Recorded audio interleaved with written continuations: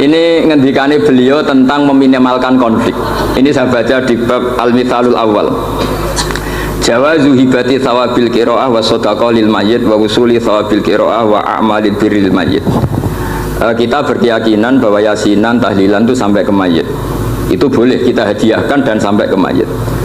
Kata Bali Maksum, wa huwa min masailil furu' al khilafiyah. Fala yajuzu bi sya'nihi itharatul fitan wal jidal wal ingkar. Alal qail wal amili bihi wala alal mukhalif.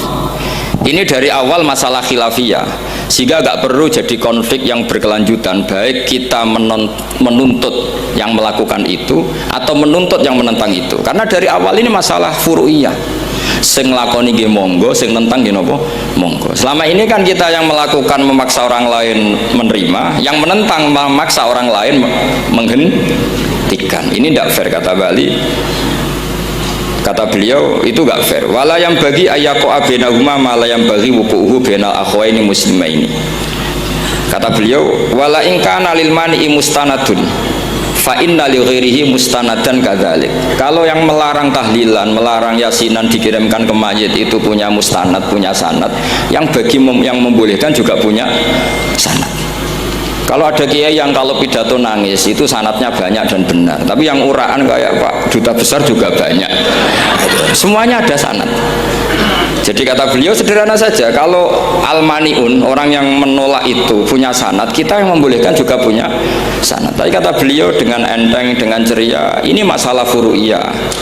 Nggak perlu jadi itsaratul fitan wal jidal wal khisam. Kata beliau nggak perlu jadi perdebatan. Makanya pesan saya sama santri-santri kerap ya, sebetulnya masalah kita ini tercerabut dari ilmu. Coba dari awal Anda katakan yang tidak kunut itu Abu Hanifah, yang kunut itu Imam Syafi'i, maka melihat orang tidak kunut itu keren karena Al-Hanafi, pengikut mazhab Hanafi. Yang kunut juga keren karena pengikut mazhab Syafi'i. Tapi kita tidak, di zaman akhir kunut dan tidak kunut ini jadi politik identitas. Sehingga yang nggak kunut itu Muhammadiyah misalnya, yang kunut itu NU. Mana ada Basim Asy'ari sebagai mujaddid atau mujtahid yang mengharuskan kunut, atau Ahmad Dahlan yang melarang apa? Kunut. Wong dua beliau sama-sama pernah ngaji Syekh Khotib Minangkabau, pernah ngaji Mbah Mahfud ketika di Mekah. Jadi cobalah ilmu itu diperkuat sehingga kita mengatakan kunut adalah sunat menurut Imam Syafi'i, tidak sunat menurut mazhab Abu Hanifah. Sehingga enak sekali karena kita berdasar ilmu.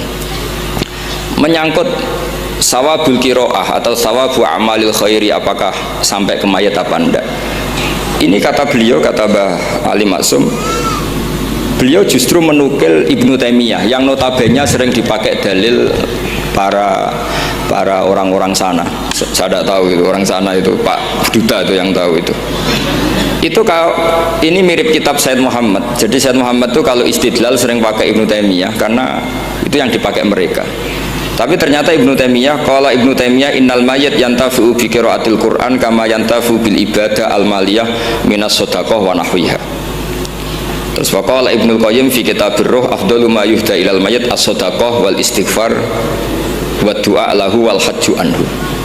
Artinya gini, kita sekarang ini tidak pernah kayak Bali Maksum pakai dalil jawazu ihda lil mayyit itu berdasar Ibnu Taimiyah dan Ibnu Qayyim. Kita seakan-akan Ibnu Taimiyah itu orang yang pasti melarang itu, sehingga kita itu terus mengatakan sing nyunatno tahlilan ku sapa? Mbah Hasyim atau Mbah Fakih atau siapalah, meskipun riwayat ini mukhtalifah dari Mbah Hasyim. Pertanyaannya adalah terus kesannya yang membolehkan itu hanya kiai lokal itu, kiai nasional itu. Padahal zaman Bali sudah mengajarkan kita yang membolehkan ihda wa amalil khairi ilal mayyit, yang membolehkan hadiah Yasin, Fatihah, tahlil ke mayit itu adalah orang sekaliber Ibnu Taimiyah dan Ibnu Qayyim. Sehingga dengan kita pakai ilmiah yang diterapkan Bali Maksum, kita ini merasa orang keren, orang global, orang yang keren. Karena guru-guru kita Bali Maksum, Mbah Hamid biasa mentahlili, Mbah Munawir semua mentahlili guru-gurunya. Di level ulama global ada Ibnu Taimiyah dan Ibnul Qayyim. Tapi karena kita tidak baca, seakan-akan tahlilan itu hanya tradisi lokal yang tidak di ACC, tidak disetujui ulama kelas internasional. nasional. Padahal di sini jelas diceritakan Ibnu Taimiyah berpendapat qiraatul Quran yang dihadiahkan ke mayit atau tahlil itu boleh. Jadi ini sangat penting supaya orang itu pakai tradisi ilmu. Saya pernah ngaji sama Mbak Mun, diberitahu kalaupun Rasulullah pernah kunut sekali, biasanya perdebatan kan, oke, Rasulullah pernah kunut tapi ahyanan. Pertanyaannya adalah setiap Nabi pernah melakukan sesuatu itu akan menjadi sunnatan mutaba'ah apa enggak? Tentu jawabannya iya. Nabi meskipun melakukan kunut andekan hanya sekali, tapi karena pernah dilakukan Nabi, maka kebaikan ini akan menjadi sunnatan mutaba'ah, sunnat yang harus kita ikuti terus atau boleh kita ikuti terus. Jadi nggak boleh misalnya Rasulullah itu puasa Senin Kemis juga ahyanan, tidak selalu. Rasulullah itu tofa rokiban juga ahyanan, bukan selalu. Tapi apa saja yang pernah dilakukan Nabi maka berstatus itu akan sunnat ila yaumil kiamah. Sehingga agak bisa misalnya di hadis itu ahyanan, kemudian kamu beristidlal ini boleh dilakukan hanya ahyanan karena Nabi juga melakukan hanya ahyanan. Tidak bisa seperti itu. Sekali Nabi pernah melakukan itu dan tidak dibatalkan lewat nasah mansuh, maka kesunatan itu ila yaumil kiamah. Sehingga Imam Syafi'i cara berpikir meskipun Nabi kunut ahyanan, kalaupun itu ahyanan tentu kunut itu akan sunat ila yaumil kiamah. Bagi yang tidak mensunatkan monggo, itu ada Abu Hanifah. Makanya kata Mbah Maksum, kata Mbah Ali Maksum di sini diberi muqaddimah, wa huwa min masailil furu' al khilafiyah fala yajuzu bi sya'nihi itharatul fitan wal jidal wal inkar alal qail wal amili bih wala alal mukhalif. Jadi kita sendiri disarankan beliau, kamu juga enggak usah nantang debat sama mukhalif karena dari awal sudah masalah-masalah yang apa? Khilafiyah.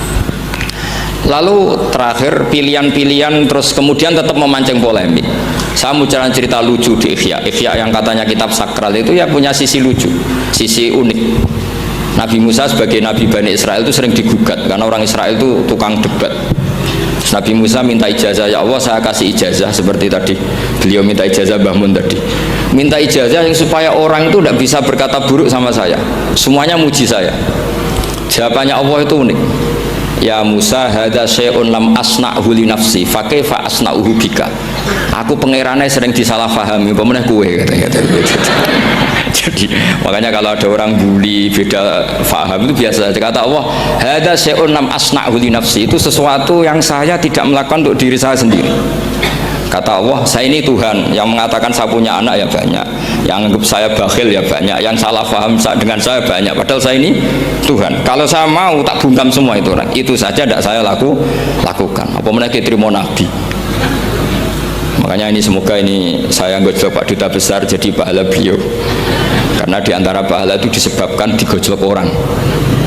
Jadi kalau beliau tadi gojlok saya, sekarang tak balas, kayaknya pasti menang saya karena beliau sudah tidak bisa ke panggung lagi. Yang jelas saya kagum, ya saya puji betul Gus Sofur ketika dari awal memberi gelar Ad-Dobosi tadi ternyata betul. Tapi saya pastikan itu ada sanatnya, yaitu inna min khiyari ummati fima nabba'ani al-malul a'la qauman yadhakuna jarran min saati rahmatillah. Jadi diantara umat Allah yang pilihan adalah umatku yang kalau umatnya Rasulullah tentu yang kalau terbanter-banter karena min saati rahmatillah. Saya bayangkan kalau saya di rumah Pak Dubes dikasih makan gratis, dikasih minum gratis, kemudian di rumah itu saya merengut saja, itu kan kurang syukur. Wis ora bayar kok merengut gitu. Sama kita pakai buminya Allah, pakai airnya Allah, pakai oksigennya Allah. Modal guyu ya ora gelemen merengut gitu. Itu kalau Allah tersinggung pasti Allah ngendikan falyatub robban siwa iwal yakhruj min tahti ardi wasama. Silahkan mencari Tuhan selain saya kata Allah dan keluarlah dari langit saya, dari bumi saya, daripada diusir pangeran wis ning donya ceria wae, guyu wae, sementing aja dhewean apa guyu ngoten mawon. Assalamualaikum warahmatullahi wabarakatuh.